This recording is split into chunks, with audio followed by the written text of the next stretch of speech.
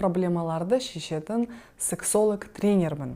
Егер де сізде төсек қатынас мәселелер болса, жыныстық денсаулық тарапынан сұрақтарыңыз болса, міндетті түрде менің Instagram парақшама тіркеліңіздер. Сол жерде көптеген пайдалы ақпараттармен бөлісемін. Енді бүгінгі тақырыпқа келсек, жақын арада осындай сұрақ келген. Оқып шығайын сіз үшін. Сыртынан болу деген қандай? Маған бір жігіт сыртынан болуға болады деді. Негізінен сыртынан болу дегенде, ең алдымен бұл төсек қатынас кезінде, жалпы аймаласқанда, сүйіскенде бір сыртынан мүшелердің бір-біріне тигізуі. Жалпы төсек қатынас дегенде, жыныстық қатынас дегенде, бұл еркектің мүшесі, қыздың мүшесіне ішіне кіруі, яғни бұл төсек қатынас бұны дейді. Ал сыртынан бұл сіз ол кіргізбей, жай ғана сыртынан уқалағаны, ойнағаны. Мына жерде қыз сұрап отыр, ол қалай екен? Негізінен мына жерде жігіт те айтып отыр, ол болады деді, болуға болады десе де, мына жерде ең бағынсын нәрсені айта кетейін. Сыртынан жасағанда да, яғни ішіне кіргізбей, просто сыртынан ойнап, бұлайнан ойнап істегенде, ең біріншіден әрине жүкті болатын қаупі бар. Себебі, сіз білмейсіз ғой, мүмкін еркек сол жігіттің спермасы өте мықты болуы мүмкін. Яғни оның сперматозоид, балалы болалатын сперматозоид өте активный болса, ол кіріп қалуда мүмкін кішкене қыз бала, оның овуляциясы болса, яғни төсек жүкті болуға мүмкіндігі өте жоғары болса, жүкті болуға мүмкіндік бар, соны сіз білуіңіз керексіз, бұл ең біріншісі. Екіншіден, сыртынан ойнаса, кейбір кішкене кіргізсе, толымен кіргізбей, сол кезде де қыздық пердесі, девственно плевать дейді, ол да ашылып кетуі мүмкін. Сыртынан ойнағанда, ол да бір қан шығуы мүмкін, қан шықпаса да кішкене оның ашылуы да мүмкін. Осындай да қаупі бар, соны сіз міндетті түрде білуіңіз керексіз.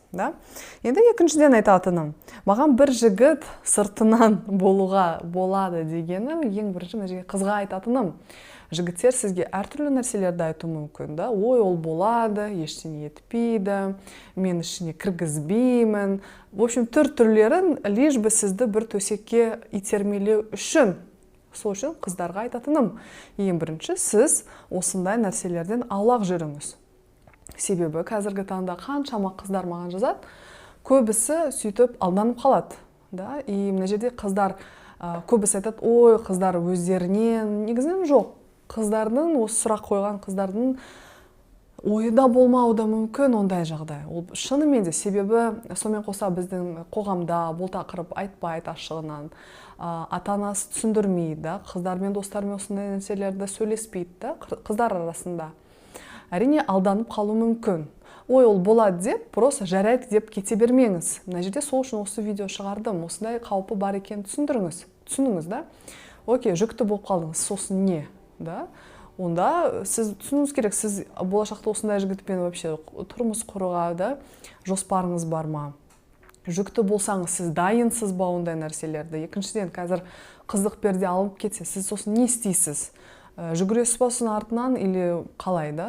Осындай бүкіл қауіпті қыздар ойланыңыз, алдын ала біліп алыңыз, қаншалықты сіз осындайға дайынсыз. Ой, ладно, ол болады, қыздық пердеге ешқандай әсері жоқ, жүкті бола алмайсың деген пікірлер болады. Қаншалықты мен оқып жатырмын, себебі қыздық перде айтқанда көбісі айтады, ой, бола береміз ғой, ештеңе жүкті болған жоқ.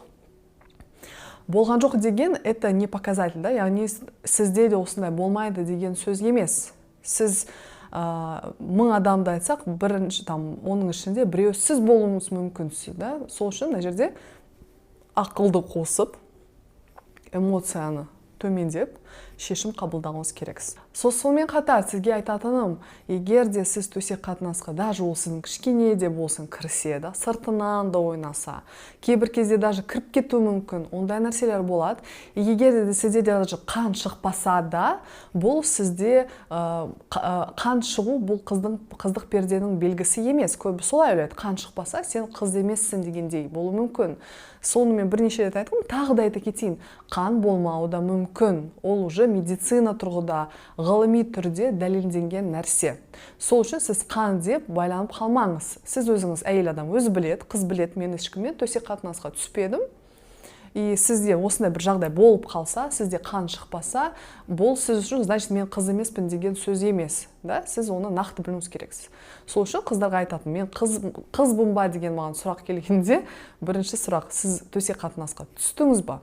Түссеңіз, все, сіз уже қыз емессіз. Да? Даже сізде қан болмаса да. Бұл қайта айтатыным қыздарға. И жігіттерге де сол, да?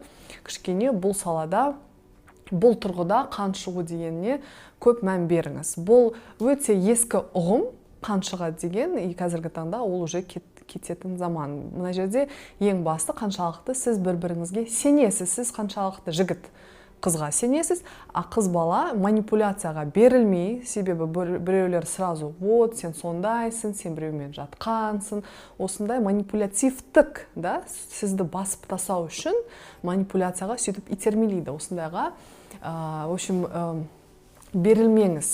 Вот, бұл өте маңызды нәрсе. И айтатыным, осындай ойнайтын жандарға, да, жастар, әрине мен түсінемін, гормондар, төсек қатынасы қызық болады, бұл, скорее всего, жас, да, қыздар, өте жас қыздар мен жігіттер, бұл сала өте жаңадан, қызығушылық өте көп, бірақ ең бірінші, сіздің ниетіңіз, сіз шынымен де осы кісіні жақсы көресіз бе, шынымен де сізде болашақта семья құру, бірге болу болса, әрине мына жерде сіз ойланасыз, бұл тұратын жігіт па, бұл ертең жауапкершілікті алатын жігіт па, да? Ол жерде әрине психология тұрғыда адамды білу, кішкене сол саладан білім алған дұрыс, сұрастырыңыз, көріңіз, адамгершілігі, да? Себебі қыздар көбісі эмоцияға беріліп, мынандай нәрселерге көз жұмады. И сосын былай жүкті болады, қаншама қыздар аборт жасауды, түсік жасап жатқаны өте көп, да? Маған постоянно жазады, мен жүкті болып қалдым, аборт жасадым, это еще үйленбеген қыздар. Сол үшін мына жерде 100 рет ойланып, осындай нәрселерге как бы шешім қабылдайсыз, да? Ал тек эмоция, бұл эмоция көп деген мәселелерге болашақ сіздің семья құруыңызға, болашақты бала болуыңызға әрине себебін тигізеді. Сосын бірге тұрғанда өзіңіздің өміріңізді, сіз еще жассыз, да?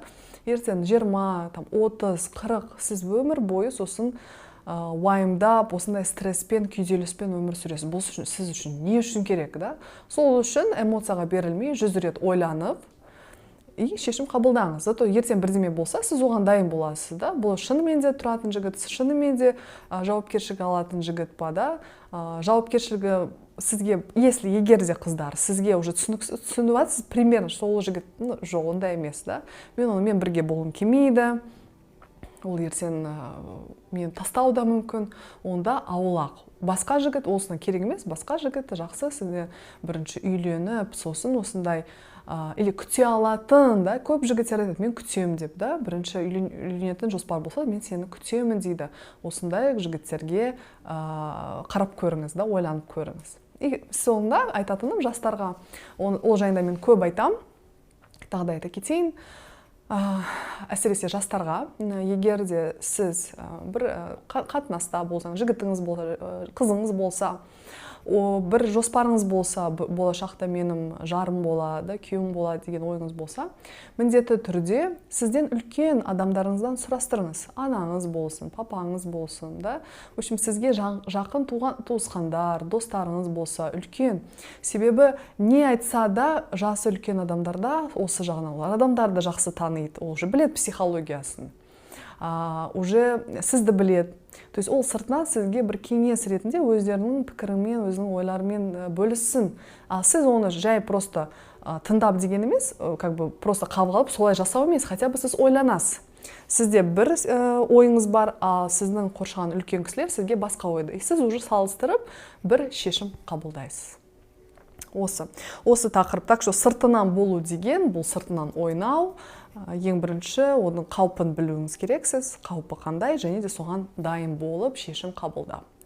Так что осы сұраққа жауап бердім деп ойлаймын, және де бір сұрақтар болса, бірдеме түсініксіз болса, міндетті түрде осы видеоның астында пікір қалдырыңыз, мен оқимын.